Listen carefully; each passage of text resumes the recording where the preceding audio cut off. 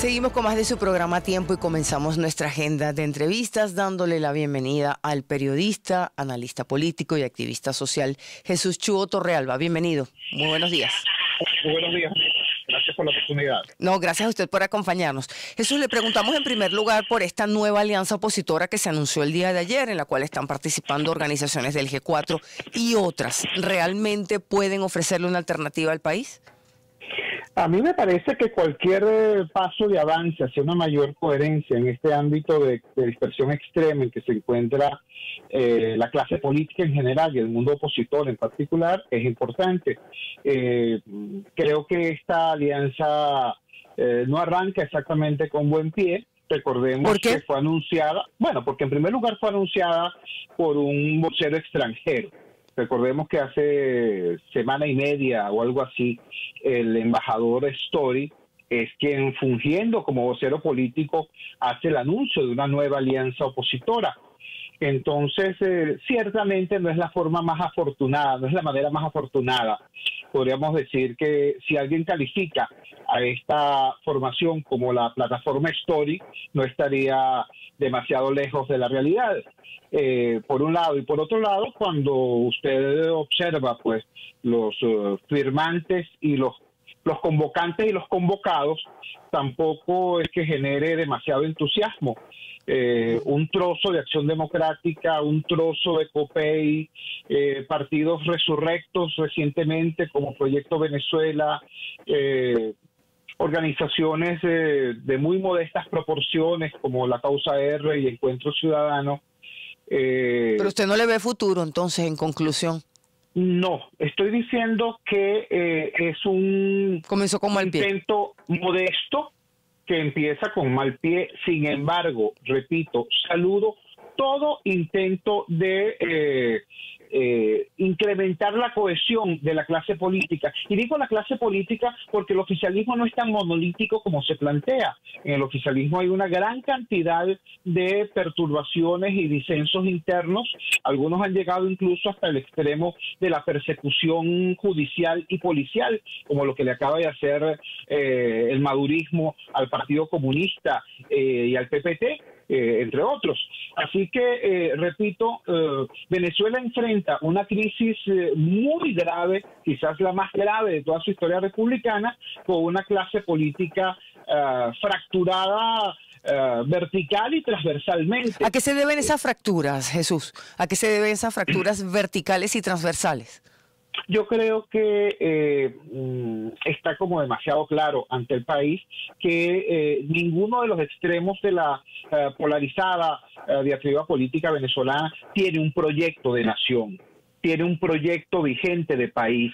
El chavismo hace 20 años decía tener un proyecto y que su proyecto era una revolución. Hoy los vemos administrando de manera deficiente y desordenada, de manera corrupta e inhumana incluso, una crisis que ellos mismos han creado.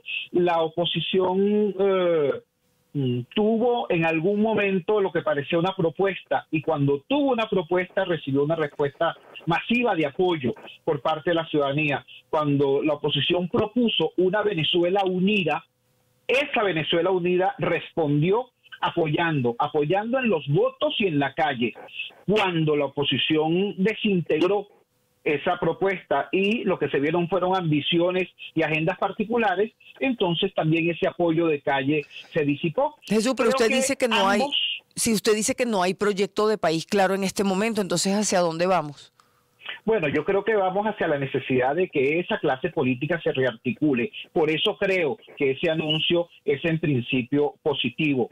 Creo que es importante que los factores vinculados a eso que hasta ahora se ha llamado el G4, si se plantean relanzarse como alianza, me parece positivo. Ahora, que vaya más allá del mercadeo, que no nos digan los mismos 4 partidos de siempre, con los mismos satélites de siempre y los mismos agentes denominados de la supuesta sociedad civil afecta al G4, ahora nos llamamos de tal manera.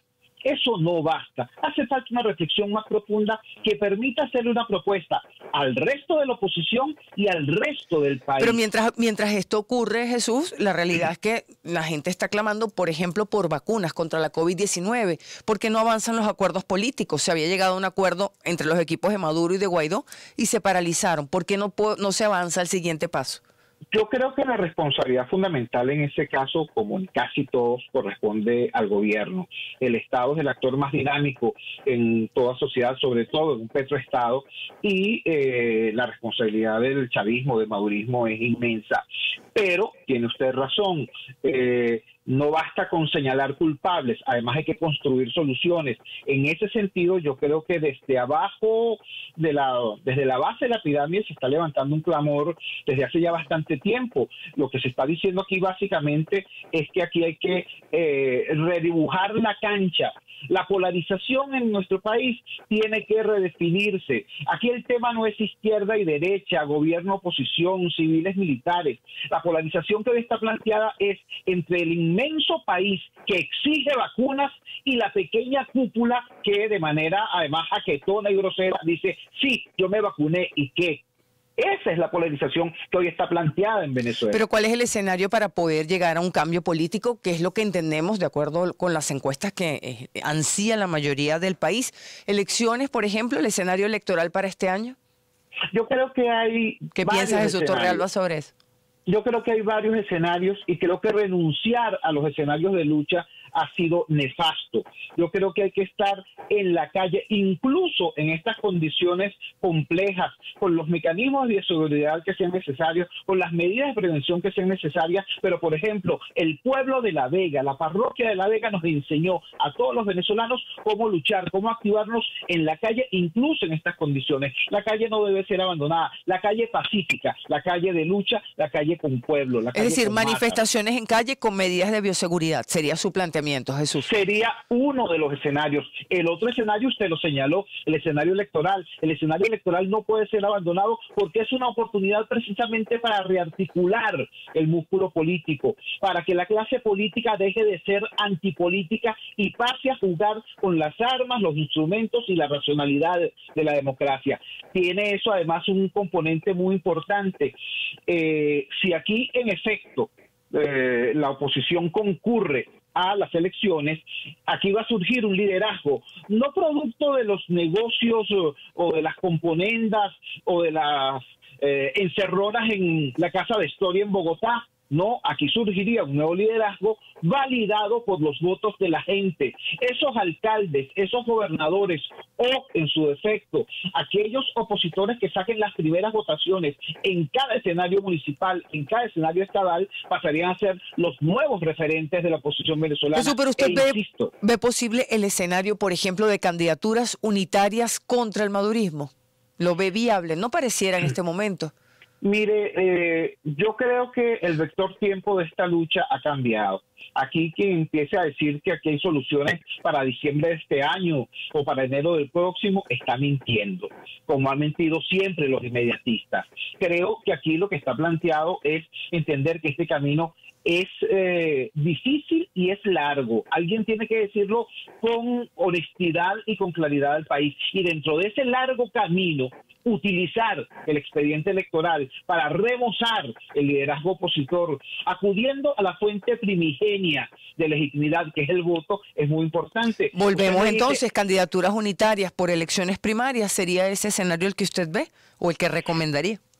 En este momento le confieso que yo no veo por ninguna parte un centro de gravedad en la oposición venezolana que permita decir, bueno, fulano de tal va a organizar las primarias. Si el G4 o la plataforma Storio, como se llame ahora, convoca unas primarias, yo no veo a otros factores de la oposición acudiendo a ellas.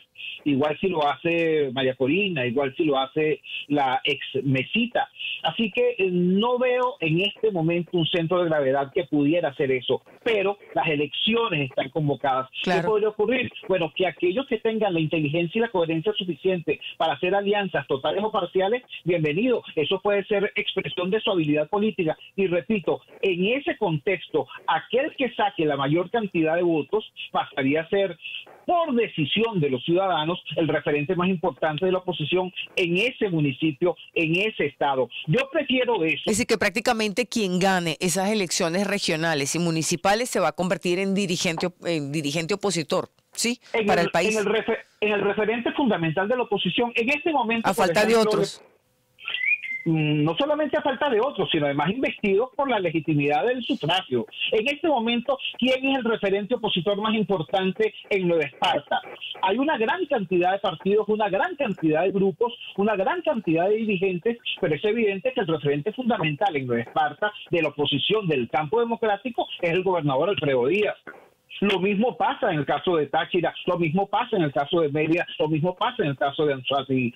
Tendríamos un escenario, repito, signado por una nueva realidad, teñida además de legitimidad por el voto de los ciudadanos, muy distinto a decir, no, es que el nombre de fulano y fulano y fulano estaba en la lista que nos pasaron acá en la reunión en Bogotá. Creo que los criterios de ¿Usted ha conversado con son ampliamente distintos. Se nos termina el tiempo, Jesús, pero le preguntamos, ¿usted ha conversado con ese sector que estuvo en Colombia, al cual hace referencia James Story?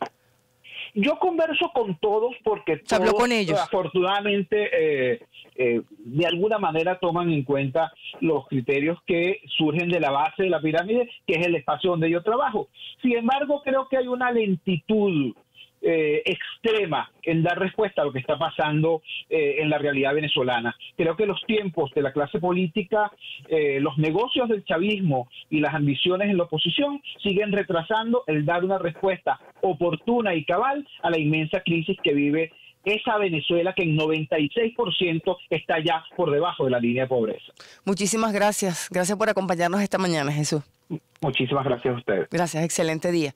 Despedimos esta conversación con Jesús Torrealba, periodista, exsecretario ejecutivo de la Mesa de la Unidad Democrática y activista social. Vamos a una nueva pausa, ya regresamos con más información.